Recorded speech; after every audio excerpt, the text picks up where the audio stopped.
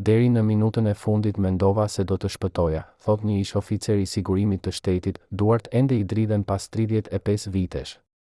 Ai ishte një nga 5 njerëzit që hynë në zyrën e Kadri Hasbiut natën e 28 shtatorit 1980. Ajo që pan atje i bëri të kuptojnë se jeta e tyre nuk do të ishte më kurrë e njëjtë. Mbi tryezën e ministrit të brendshëm qëndronte një çantë e zezë prej lëkure, e mbyllur me 3 brava speciale.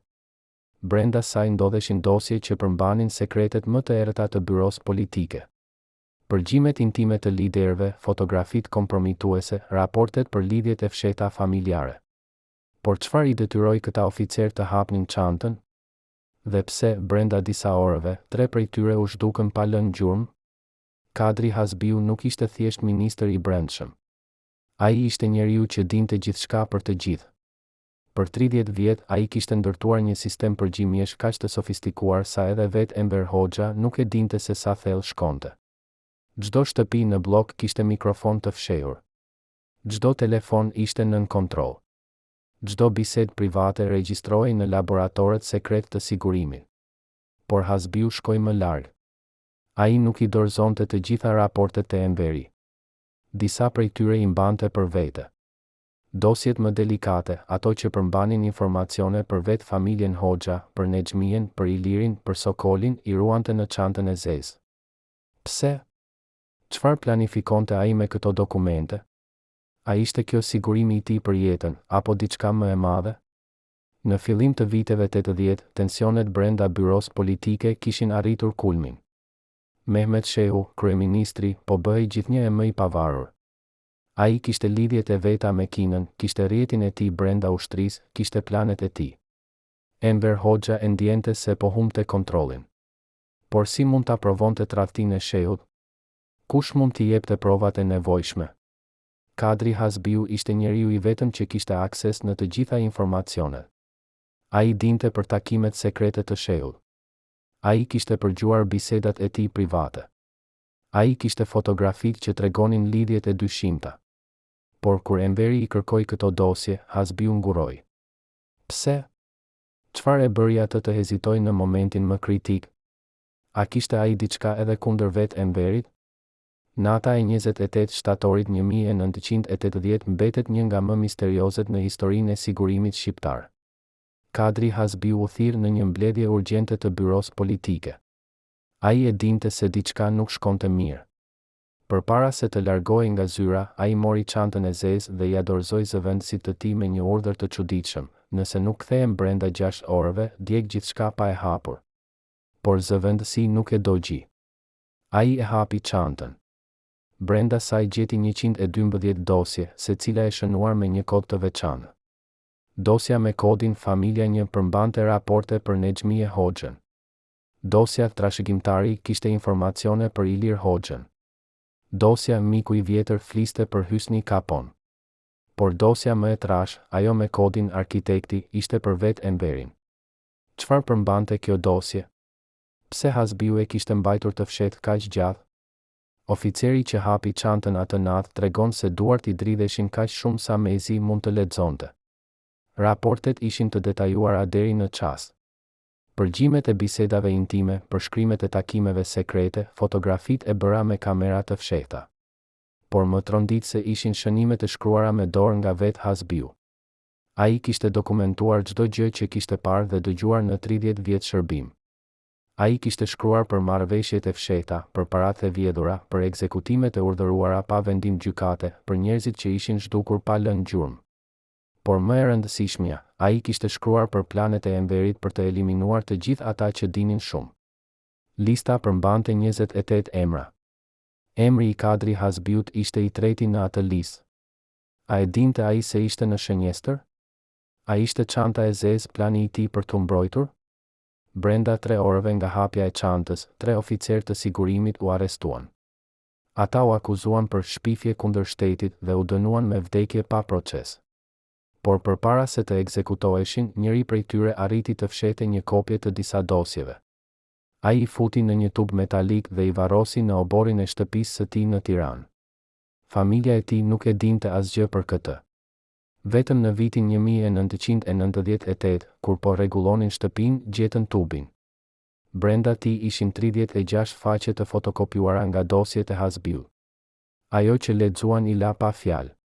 Raportet tregonin se Nexhmia Hoxha kishte urdhëruar personalisht vrasjen e 3 grave që kishin qenë të afërta me Enverin në të kaluarën. Dokumentet tregonin se Ilir Hoxha kishte lidhje me tregtar të huaj dhe kishte llogari sekrete jashtë vendit. Shënimet tregonin se Hysni Kapo kishte planifikuar një grush shteti në vitin 1968, por Enveri e kishte zbuluar dhe e kishte detyruar të vetë vritet. Por dosja më shokuese ishte ajo për vetë Enverin. A mund të ishte e vërtet ajo që shkruaj atje? Kadri Hasbiu u arrestua në 10 tetor 1980. Akuza zyrtare ishte bashkëpunim me Mehmet Sheun për të rrëzuar pushtetin. Por të gjithë e dinin se kjo nuk ishte arsyeja e vërtetë. Enveri donte çantën e zezë. Ai donte të dinte çfarë kishte mbledhur Hasbiu kundër tij. Gjatë hetimit, Hasbiun e torturuan për javë të tëra. Pyetja ishte gjithmonë e njëjtë: ku janë kopjet e dosjeve? Hasbiu përsëriste se nuk kishte kopje, se gjithçka ishte në çantën që ja kishte lënë zëvendësit. Por hetuesit nuk i besonin. Ata e dinin se një njeri si Hasbiu, që kishte mbijetuar 30 vjet në majë të sigurimit, nuk do të ishte kaq i pakujdesshëm. Ai patjetër kishte bërë kopje. Ai patjetër i kishte fshehur diku. Por ku? Kush i kishte ato dokumente tani? Në gjyqin që u mbajt në maj 1983, Kadri Hasbiu u shfaq i thyer fizikisht por jo mendërisht. Ai mohoi të gjitha akuzat. Ai tha se kishte shërbyer besnikërisht për 30 vjet. Ai tha se çdo gjë që kishte bërë ishte me urdhër të Enverit. Por kur prokurori e pyeti për çantën e zezë, Hasbiu heshti. Ai nuk tha asnjë fjalë. Ai thjesht shikoi drejt sallës ku ndodheshin anëtarët e byros politike dhe buzëqeshi. Ishte një buzëqeshje e çuditshme, e ftohtë, plot me diçka që i bëri të gjithë të ndiheshin të pakëndshëm. Çfarë donte të thoshte ai me atë buzëqeshje? A ishte një paralajmërim? A ishte një kërcënim i heshtur? 3 ditë më vonë, Hasbiu u ekzekutua me plumb në kokë. Trupi i tij u varros në një vend të panjohur. Por çanta e zezë nuk u gjet kurrë. Pas rënies së komunizmit, shumë ish oficerë të sigurimit filluan të flasin. Disa prej tyre thanë se çanta e zezë ishte djegur menjëherë pas arrestimit të Hasbiut. Të tjerë thanë se ishte dërguar në Moskë për të ruajtur atje. Disa pretenduan se Nexhmia Hoxha personalisht e kishte marrë dhe e kishte fshehur në një bunker sekret. Por asnjë nga këto versione nuk u provua kurrë. Në vitin 1995, një gazetar investigativ mori një letër anonime. Letra thoshte se dosjet e Hasbiut ishin fshehur në muret e një vile në blok. Vila kishte qenë pronë e një anëtari të lartë të byros politike që kishte vdekur në vitin 1989. Gazetari shkoi ta hetonte, por vila ishte shkatëruar plotësisht. Dikush e kishte djegur 3 ditë përpara se ai të mbërrinte. Kush e dinte se gazetari po vinte? Kush kishte interes ta shkatëronte provën? Në vitin 1998, një ish oficer i sigurimit në mërgim në Greqi dha një intervistë për një televizion lokal. Ai tha se kishte qenë pjesë e ekipit që kishte transportuar dosjet e Hasbiut pas arrestimit të tij. Ai tha se dosjet nuk ishin djegur, por ishin ndarë në 3 pjesë. Pjesa e parë ishte dërguar në arkivat e Komitetit Qendror. Pjesa e dytë ishte dhënë Nexhmia Hoxhës personalisht. Pjesa e tretë, ajo më e rëndësishmja, ishte fshehur në një vend që vetëm 3 persona e dinin. 2 prej tyre ishin ekzekutuar në vitin 1984. I treti ishte vetë ai. Por kur gazetarët e pyetën se ku ishin dosjet, ai tha se nuk mund të fliste. Ai tha se kishte marrë një betim dhe se nëse e thoshte, familja e tij në Shqipëri do të ishte në rrezik. Edhe sot, në vitin 2022, familja e tij vazhdon të jetojë në Tiranë. A është ky betimi ende i vlefshëm? Kush po i kërcënon ata edhe 30 vjet pas rënies së komunizmit? Pyetja që të gjithë e bëjnë është, çfarë përmbante saktësisht dosja Arkitekti? Çfarë kishte zbuluar Hasbiu për Enver Hoxhën që ishte aq e rrezikshme? Disa burime thonë se dosja përmbante prova se Enveri kishte bashkëpunuar me italianët gjatë luftës së dytë botërore. Të tjerë thonë se kishte dokumente për vrasjen e Nako Spiroit, që nuk ishte vetë vrasje por ekzekutim i urdhëruar nga Enveri. Ka edhe ata që pretendojnë se dosja kishte informacione për origjinën e vërtetë të familjes Hoxha, që nuk ishte ajo që propagandohej zyrtarisht. Por versioni më i frikshëm është ai që flet për një sëmundje mendore që Enveri e kishte fshehur për dekada. Raportet mjekësore që Hasbiu kishte mbledhur tregonin se Enveri vuante nga paranoja e rëndë dhe kishte kriza të dhunshme ku nuk e kontrollonte veten. Gjatë këtyre krizave, ai kishte urdhëruar ekzekutime që më vonë nuk i kujtonte.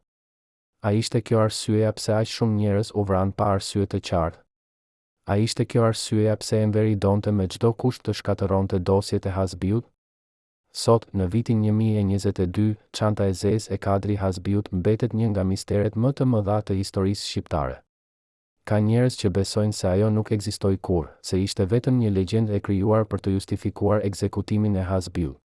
Ka të tjerë që janë të bindur se dosjet janë ende diku, të fshehura, duke pritur momentin e duhur për t'u zbuluar.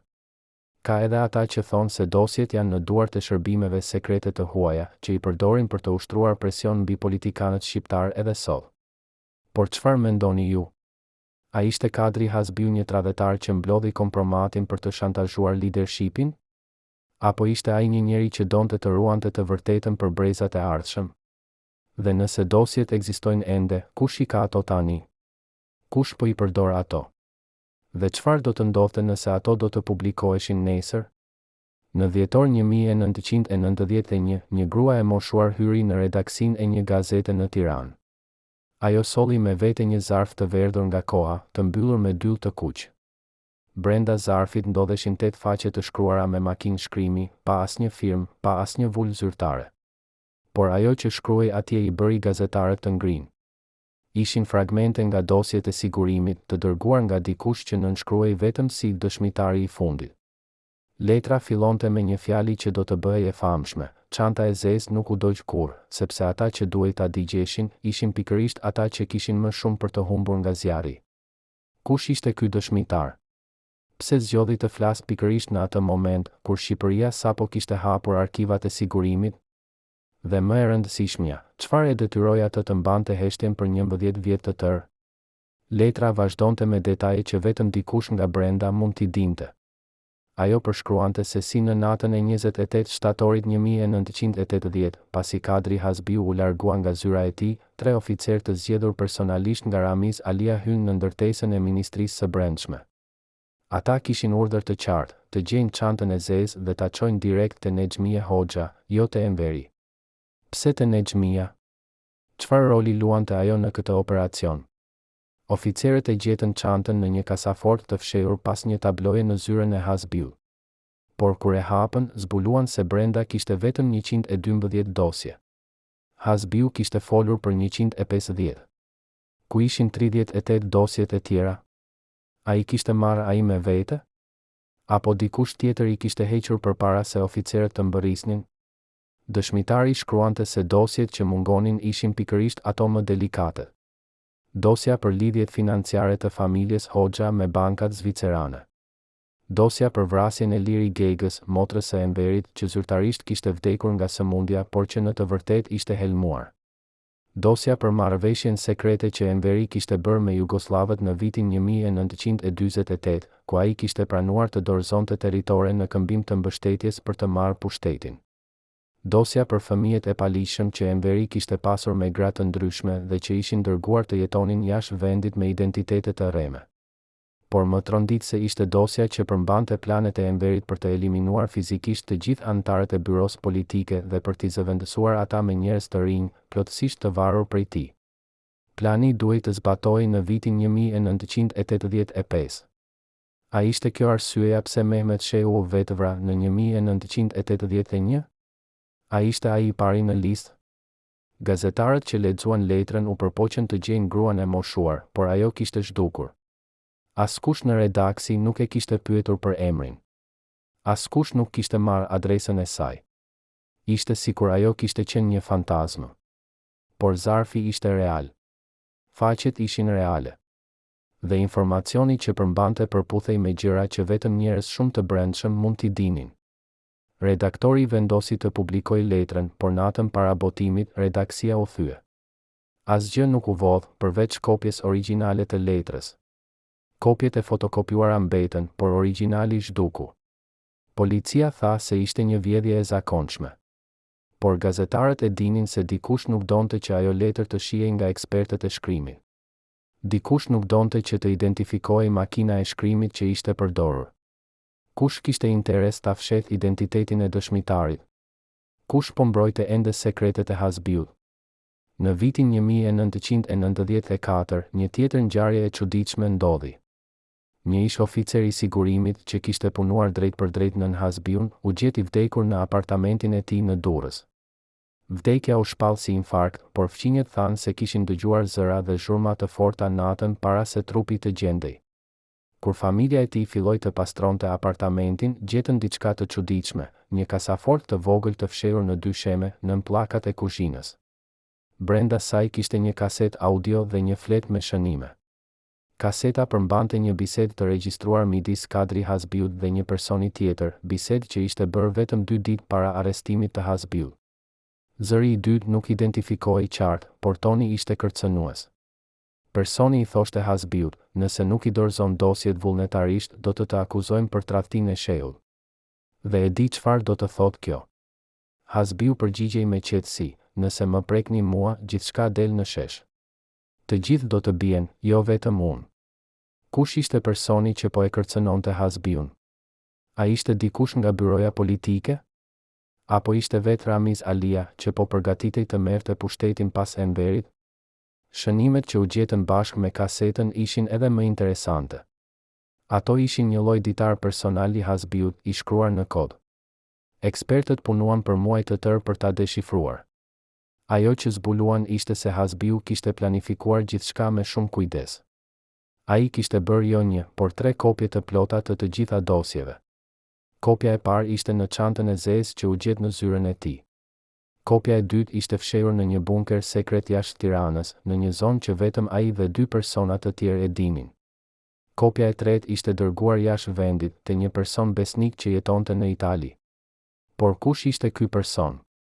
Emri ishte shkruar në kod që nuk u deshifrua kurrë plotësisht. Ekspertët arritën të lexojnë vetëm inicialet, FK. Kush ishte FK? A ishte një shqiptar në mërgim? Apo ishte një agent i huaj që kishte lidhje me Hasbiun? Bunkeret sekret të Shqipërisë komuniste janë një botë më vete. Gjatë regjimit u ndërtuan mijëra bunker, disa prej tyre kaq të fshehur sa edhe sot nuk janë zbuluar. Hasbiu kishte akses në të gjithë hartën e bunkerve. Ai dinte se cilët ishin zyrtarë dhe cilët ishin të panjohur për publikun. Në vitin 1997, një grup arkeologësh që po studionin fortifikimet e vjetra në zonën e Krujës, u përplasën me një strukturë betoni që nuk shfaqej në asnjë hartë zyrtare. Kur e hapën, gjetën një bunker të vogël me 2 dhoma, plotësisht të pajisur me sistem ajrimi dhe komunikimi. Në njërin nga dhomat kishte një dollap metalik të mbyllur me dry. Brenda dollapit kishte dosje.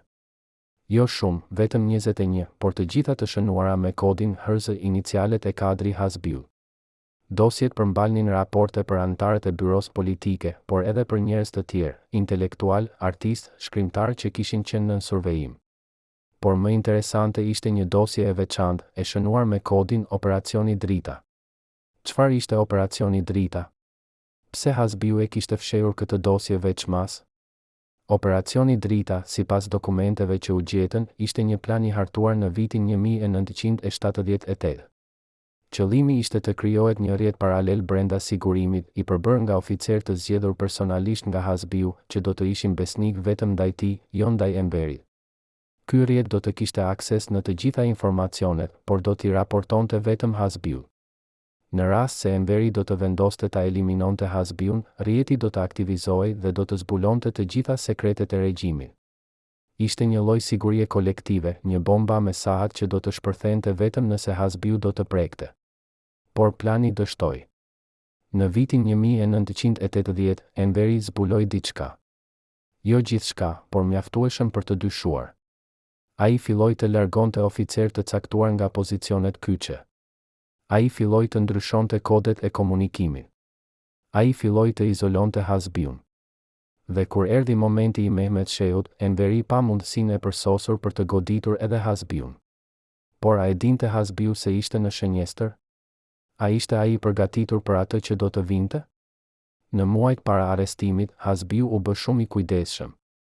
Ai nuk shkonte më në zyrë çdo ditë. Ai nuk takonte më njerëz pa dëshmitar.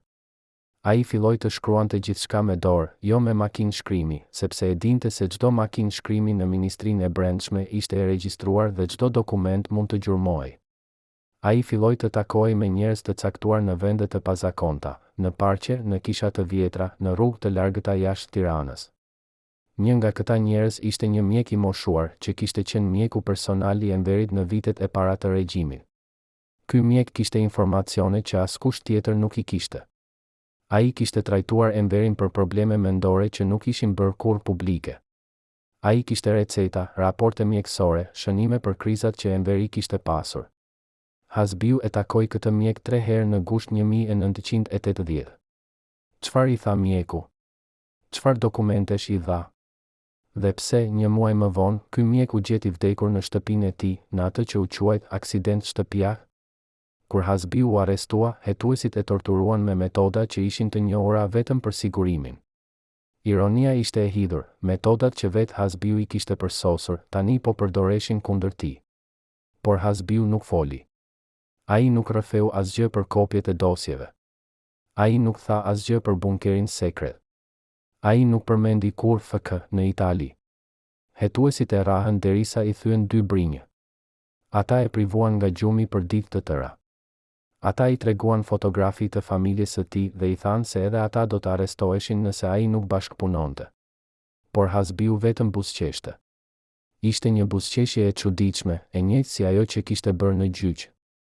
Një buzëqeshje që thoshte, ju nuk e dini se çfarë kam lënë pas. Çfarë e bënte atë kaq të sigurt? Çfarë e bënte atë të besonte se edhe pas vdekjes së tij, sekretet do të dilnin në shesh? Pas ekzekutimit të Hasbiut, familja e tij u internua në Grabian, një fshat i largët në jug të Shqipërisë. Ata u ndaluan të flasin me dig. Ata u ndaluan të merrnin letra. Ata jetonin nën survejim të vazhdueshëm. Por në vitin 1987, diçka e çuditshme ndodhi. Një nga djemtë e Hasbiut, që ishte vetëm 20 vjeç, u lejua papritur të largohej nga internimi dhe të shkonte të studionte në Tiranë. Pse? Çfarë kishte ndryshuar? Disa thonë se ai kishte bërë një marrëveshje me sigurimin. Ai do të tregonte ku ishin dosjet e babait të tij dhe në këmbim do të lirohej. Të tjerë thonë se ai nuk dinte asgjë, por sigurimi shpresonte se duke e liruar, ai do të shkonte të kërkonte dosjet dhe kështu do ta zbulonin vendndodhjen. Por djali nuk shkoi askund. Ai studioi, u diplomua dhe nuk foli kurrë publikisht për baban e tij. Deri në vitin 1999, kur dha një intervistë të vetme për një gazetë. Në atë intervistë, ai tha vetëm një fjali që i la të gjithë të habitur: babai im e dinte se do të vritej dhe ai siguroi që e vërteta të mos vdiste me të. Çfarë donte të thoshte kjo? A kishte djali informacione që nuk po i ndante? Apo ishte thjesht një mënyrë për të mbrojtur kujtimin e babait? Sot, në vitin 2022, ka njerëz që ende kërkojnë çantën e zezë. Ka historianë që kanë kaluar vite duke shqyrtuar arkivat. Ka gazetarë që kanë intervistuar qindra ish oficer të sigurimit. Ka edhe ata që kanë shkuar fizikisht të kërkojnë në bunkeret e vjetër, duke shpresuar se do të gjejnë diçka. Por askush nuk ka gjetur asgjë konkrete. Çdo gjurmë çon në një rrugë pa krye. Çdo dëshmitar ka një version të ndryshëm. Çdo dokument që del në shesh ngre më shumë pyetje se sa përgjigje. Por një gjë është e sigurt, dosjet e kadri Hasbiut, nëse ekzistojnë ende, janë bomba më e madhe politike në historinë e Shqipërisë. Ato përmbajnë të vërtetën për krimet e regjimit, për tradhtit brenda byros politike, për sekretet që ende po mbahen të fshehura. Dhe nëse ato do të dilnin nesër në shesh, sa njerëz do të dridhen? Sa familje do të shkatërroheshin? Sa reputacione do të rënoheshin? A jeni gati të dini të vërtetën? Apo ka sekrete që është më mirë të mbeten të varrosura përgjithmonë? Në shkurt 1998, një ngjarje e pazakontë ndodhi në Arkivin Qendror të Shtetit në Tiranë. Një punonjes i ri, i cili sapo ishte filluar punë atje, po katalogonte dosje të vjetra kur zbuloi një kuti metalike të vulosur me mbishkrimin për t'u djegur, urdhër i Komitetit Qendror. Kuti të tilla kishte qindra, por kjo kishte diçka të veçantë. ajo ishte e vullosur me vullën personale të Kadri Hasbiut, jo me vullën zyrtare të Ministrisë së Brendshme. Punonisi e hapi kutinë dhe brenda gjeti 33 fotografi, të gjitha të bëra me kamera të fshehta. Fotografit tregonin takime sekrete, biseda private, momente që nuk duhej të ishin fotografuar kurrë. Por më tronditse ishte një fotografi që tregonte Ramiz Alin dhe një grua të panjohur në një vijë jashtë Tiranës në një situatë shumë komprometuese. Data e fotografisë ishte shtator 1979, një vit para se Ramiz Alia të bëhej president. Kush ishte kjo grua? Pse Hasbiu e kishte fotografuar këtë takim? Dhe më e rëndësishmja, pse kjo kuti nuk ishte djegur bashkë me të tjerat? Punonisi i arkivit, i trembur nga ajo që kishte parë, e mbyllur kutinë dhe e raportoi te drejtori. Por drejtori nuk e thiri policinë. Ai nuk e raportoi te autoritetet. Ai thjesht mori kutinë dhe i tha punonisit të harronte çfarë kishte parë. 2 ditë më vonë, punonisi u largua nga puna me arsyetimin shkaqe shëndetësore. Ai u zhvendos në një fshat të largët dhe nuk foli kurrë më për atë që kishte zbuluar. Por në vitin 2005, ai i rrëfeu historinë një miku të ngushtë, i cili më vonë e tregoi për një gazetar. Kur gazetari shkoi ta intervistonte punonisin e vjetër, ai e gjeti të vdekur në shtëpinë e tij. Vdekja u shpall si natyrale, por fqinjet thanë se kishin parë një makinë të zezë të parkuar përpara shtëpisë natën para vdekjes. Kush ishte në atë makinë? Pse ky njeri duhej të heshte edhe pas 20 vitesh? Historia e fotografive nuk mbaroi atje. Në vitin 2008, një koleksionist privat i sendeve antike bleu një kasafort të vjetër në një ankand në Tiranë. Kur e hapi, gjeti brenda një zarf me 7 fotografi. Ishin kopje të fotografive që punonisi i arkivit kishte parë 10 vjet më parë. Por kishte edhe diçka tjetër, një letër e shkruar me dorë nga Kadri Hasbiu, e datuar 27 shtator 1980, një ditë para arrestimit të tij. Letra fillonte kështu: nëse po lexon këtë, do të thotë se unë jam i vdekur. Por e vërteta nuk vdes kurrë. Fotografitë që ke para syve janë vetëm një pjesë e vogël e asaj që kam mbledhur. Ato janë sigurimi im. Nëse më prekin, gjithçka del në shesh. Por nëse po lexon këtë, do të thotë se ata nuk u friksuan nga kërcënimi im. Tani është puna jote të vendosësh, a do t'i publikosh këto fotografi, apo do t'i mbash të fshehta si të gjithë të tjerët? Koleksionisti u tmerrua. Ai nuk e dinte çfarë të bënte. Ai konsultoi me një avokat, i cili i tha se publikimi i fotografive mund ta vinte në rrezik jetën. Koleksionisti vendosi t'i mbante të fshehta. Por ku janë ato fotografi tani? Ai ka ai ende? Apo ja ka shitur dikujt tjetër? Ndërkohë, në vitin 2010, një tjetër zbulim i çuditshëm u bë në Itali. Një shqiptar i moshuar që kishte jetuar në Rom për 50 vjet vdiq në një shtëpi pleq. Kur familja e tij shkoi të merrte sendet personale, gjetën një valixhe të vjetër të mbyllur me dry. Brenda valixhes kishte dosje, letra, fotografi dhe një kaset audio. Emri i shkruar në valixhe ishte Fadil Kokomani, inicialet FK, që Hasbiu kishte përmendur në shënimet e tij.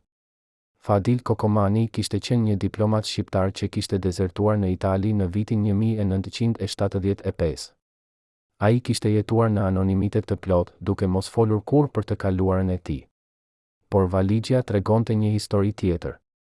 Brenda saj kishte kopje të dosjeve të sigurimit të dërguara nga Hasbiu midis viteve 1976 dhe 1980. Dosjet përmbalnin informacione për anëtarët e byros politike, për operacionet sekrete të sigurimit, për lidhjet e regjimit me shërbimet sekrete të vendeve të tjera. Por më interesante ishte kaseta audio. Ajo përmbante një bisedë të regjistruar midis Hasbiut dhe Kokomarit, të bërë në korrik 1980, vetëm 2 muaj para arrestimit të Hasbiut. Në atë bisedë, Hasbiu i thoshte Kokomarit: "Fadil, nëse diçka më ndodh mua, ti je i vetmi që di të vërtetën. Unë po të dërgoj kopjet e fundit të dosjeve. Mbaj të sigurta. Mos i publiko derisa të vdes e mberi. Pas vdekjes së tij, bëj atë që mendon se është e drejtë. Por kujdes, ka njerëz që do të kërkojnë edhe pas vdekjes sime. Mos u beso askujt. Mos u kthe në Shqipëri. Dhe mos i trego askujt se ke këto dosje, përveç nëse jeta jote është në rrezik." Kokomani përgjigjej me zë të dridhur. Kadri, pse po më vë mua në këtë pozitë? Unë jam thjesht një ish diploma. Unë nuk jam hero. Unë kam fëmijë, kam familje.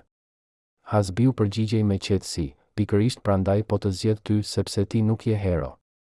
Ti je njeri i thjesht që do të bëj atë që është e drejtë, jo atë që është e dobishme. Biseda mbaronte me Hasbiun që thoshte, faleminderit, shoku im i vjetër. Shpresoj që kur të mos të duhet ti përdorësh këto dosje. Por nëse do të duhet, di se ti do të bësh zgjedhjen e duhur. Familja e Kokomarit nuk e dinte çfarë të bënte me valixhen. Ata konsultuan me një avokat italian, i cili i këshilloi t'i dorëzonin dosjet te autoritetet shqiptare. Por kur kontaktuan ambasadën shqiptare në Rom, u thanë se nuk ka interes për materiale të vjetra. Kjo ishte e çuditshme. Pse autoritetet shqiptare nuk donin të merrnin dosje që mund të ndriçonin historinë e vendit? Familja vendosi t'i ofrojë dosjet një universiteti italian që studionte regjimin komunist. Por natën para se të dorëzoheshin dosjet, apartamenti ku ruheshin u thye. Vjedhësit nuk morën asgjë tjetër, as para, as bishuteri, as pajisje elektronike. Ata morën vetëm valixhen. Policia italiane hetoi rastin, por nuk gjeti asnjë gjurmë. Kamerat e sigurisë në ndërtesë ishin prishur pikërisht atë natë. Kush organizoi këtë vjedhje? Kush kishte interes të merrte dosjet e Kokomarit? Dhe më e rëndësishmja, si e dinin ata se dosjet ishin atje? Kjo ngjarje ngriti një pyetje shqetësuese. A ka ende një rrjet të fshehtë që po mbron sekretet e regjimit? A ka njerëz që, edhe 30 vjet pas rënies së komunizmit, po punojnë për të mbajtur të fshehur të vërtetën? Disa ekspertë besojnë se po. Ata thonë se shumë ish oficerë të sigurimit nuk u ndëshkuan kurrë. Ata vazhduan të punonin në struktura të reja të shtetit. Ata ruajtën lidhjet e tyre. Ata krijuan rrjete biznesi dhe politike. Dhe ata kanë interes që disa sekrete të mos dalin kurrë në shesh, sepse ato sekrete i përfshin edhe ata, edhe familjet e tyre, edhe bashkëpunëtorët e tyre. Por a është kjo vetëm teori konspirative? Apo ka prova konkrete? Në vitin 2015, një gazetar investigativ shqiptar filloi të hetojë historinë e çantës së zezë. Ai intervistoi 10 ish oficer të sigurimit, lexoi mira faqe dokumente, vizitoi vende ku supozohej se ishin fshehur dosjet. Pas 3 vjetësh pune, ai publikoi një libër me titull Sekretet që vran Hasbiun. Libri bëri bujë të madhe. Ai tregonte se çanta e zezë nuk ishte një, por 3 çanta të ndryshme, secila me dosje të ndryshme. Çanta e parë, ajo që u gjet në zyrën e Hasbiut, përmbante dosje të lehta, informacione që ishin të rëndësishme por jo fatale për regjimin. Çanta e dytë, ajo që u fsheh në bunkerin sekret, përmbante dosjet më delikate për anëtarët e byros politike. Çanta e tretë, ajo që u dërgua te Kokomani në Itali, përmbante dosjet më shkatëruese, ato që mund të rrëzonin jo vetëm individ, por të gjithë sistemin. Por libri ngriti edhe një pretendim të ri. Sipas gazetarit, ekzistonte edhe një çantë e katërt, për të cilën askush nuk kishte folur kurrë. Kjo çantë përmbante jo dosje të sigurimit, por diçka më të rëndësishme, para. Miliona dollar që Enveri dhe familja e tij kishin vjedhur nga shteti dhe i kishin fshehur në banka të huaja. Hasbiu kishte zbuluar këto llogari dhe kishte mbledhur provat. Por ku ishte kjo çantë tani? Një muaj pas publikimit të librit, gazetari u sulmua në rrugë. Ai u rah keq dhe u dërgua në spital me lëndime të rënda. Sulmuesit nuk u gjetën kurrë. Policia tha se ishte një grabitje e dështuar. Por gazetari, kur u shërua, tha se sulmuesit nuk kishin marrë asgjë prej tij. Ata thjesht e kishin rrahur dhe i kishin thënë, ndaloje kërkimin ose herën tjetër nuk do të jesh kaq fatlum.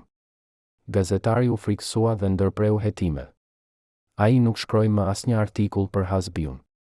Ai nuk dha më intervista. Ai u tërhoq nga jeta publike. Por para se të heshte, ai i tha një miku të ngushtë, unë zbulova ku është çanta e katërt. Por nëse e them, do të më vrasin. Jo vetëm mua, por edhe familjen time. Disa sekrete janë shumë të rrezikshme për t'u ditur. Ku është çanta e katërt? Çfarë përmbante ajo saktësisht? Dhe kush janë njerëzit që po mbrojnë këtë sekret me çdo kusht? Në vitin 2019, një tjetër ngjarje e çuditshme ndodhi. një ish oficer i lartë i sigurimit që kishte punuar drejt për drejt me Hasbiun në vitet 70, dha një intervistë për një televizion lokal. Ai ishte shumë i moshuar, 85 vjeç, dhe e dinte se nuk i kishte mbetur shumë për të jetuar. Ai tha se donte të pastronte ndërgjegjen para se të vdiste. Në atë intervistë, ai rrëfeu se në vitin 1979, Hasbiu e kishte thirrur në zyrë dhe i kishte dhënë një detyrë sekrete, të hapte një llogari bankare në Zvicër në emër të një kompanie fiktive. Hasbiu i kishte dhënë para në cash, $100,000, dhe i kishte thënë se do të dërgonte më shumë para në muajt e ardhshëm. Oficeri e kishte bërë atë që i ishte kërkuar. Ai kishte hapur llogarinë, kishte depozituar paratë dhe kishte kthyer dokumentet te Hasbiu. Por ai nuk e dinte se çfarë ishin ato para. Ai nuk e dinte se pse Hasbiu kishte nevojë për një llogari sekrete. Vetëm vite më vonë, kur lexoi për çantën e zezë, ai kuptoi, Hasbiu po krijonte një fond emergjence, një rezervë financiare që do të përdorej nëse ai do të detyrohej të ikte nga vendi. Por Hasbiu nuk arriti kur ta përdorte atë llogari. Ai u arrestua para se të mund të largohej. Dhe tani, në vitin 2019, ajo llogari ende ekzistonte. Ajo kishte rritur vlerën me interesat e akumuluara. Sipas llogaritjeve të oficerit, ajo tani duhej të kishte rreth $5 milion. Por kush kishte akses në atë llogari? Kush mund ta merrte atë para? Oficeri tha se vetëm 2 persona kishin pasur akses në llogari, Hasbiu dhe ai vetë. Por Hasbiu ishte i vdekur. Dhe oficeri nuk kishte më dokumentet. Ai kishte djegur në vitin 1981, kur kishte kuptuar se çdo gjë që kishte lidhje me Hasbiun ishte e rrezikshme. Por ai mbante mend numrin e llogarisë. Ai mbante mend emrin e kompanisë fiktive. Ai mbante mend edhe emrin e bankës në Zyri. Ai tha se po e tregonte këtë histori sepse donte që paratë të ktheheshin te populli shqiptar. Ai tha se ato para nuk i përkisnin Hasbiut, por shtetit shqiptar, sepse Hasbiu i kishte marrë ato nga fondet sekrete të sigurimit. Por a ishte kjo e vërtetë? Apo ishin ato para që Hasbiu kishte mbledhur nga burime të tjera? Dhe nëse dikush do të shkonte ta kërkonte atë llogari sot, a do ta gjente atë? Apo banka zvicerane e ka mbyllur atë për mosaktivitet? Pas kësaj interviste, oficeri vdiq brenda një muaji. Vdekja u shpall si natyrale për shkak të moshës. Por familja e tij tha se ai kishte qenë në gjendje të mirë shëndetësore deri në ditën e fundit. Ata thanë se ai kishte folur për plane për të shkruar një libër për të treguar gjithçka që dinte. Por ai nuk arriti kur ta shkruante atë libër. Dhe tani, të gjitha sekretet që ai mbante në kokë vdiqën me të. Apo jo? A kishte ai lënë shënim me diku?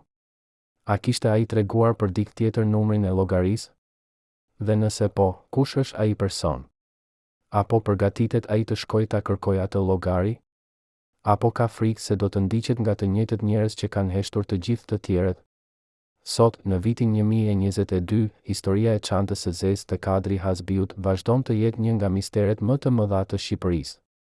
Ka njerëz që besojnë se dosjet janë djegur prej kohësh dhe se gjithçka që po diskutohet është vetëm legjendë. Ka të tjerë që janë të bindur se dosjet ekzistojnë ende, të fshehura në ndonjë bunker të harruar ose në duart e ndonjë koleksionisti privat. Ka edhe ata që thonë se dosjet janë në duart e shërbimeve sekrete të huaja, që i përdorin për të ushtruar presion mbi politikanët shqiptar. Por çfarë është e vërteta? A do ta mësojmë ndonjëherë? Apo ka sekrete që janë të destinuara të mbeten të varrosura për gjithmonë? Dhe ju, çfarë mendoni? Nëse do të gjenim çantën e zezë nesër, a do të dëshironit që përmbajtja e saj të publikohej? Apo ka të vërteta që është më mirë të mos dihen kurrë?